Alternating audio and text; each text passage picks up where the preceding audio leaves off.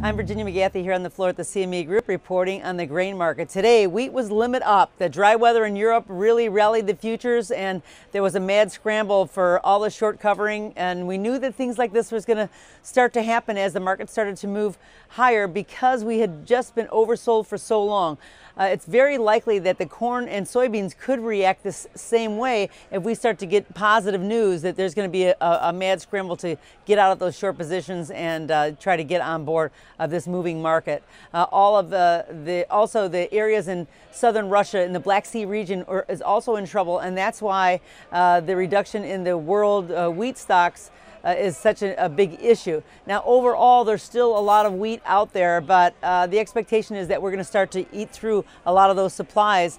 And for once in the last 15 years, that finally these markets are, the wheat markets are really going to, start to move a little bit higher. And I think that across the board, Kansas City wheat and Minneapolis wheat were all really strong today.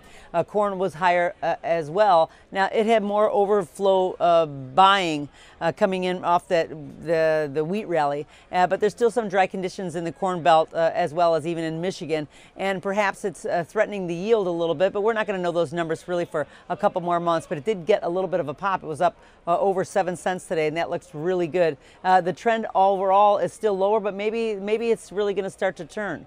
Soybeans was firm. It was up really just a couple of cents. It really didn't have much of a reaction to this wheat rally, but the crops are still doing well. That's kind of holding the market down.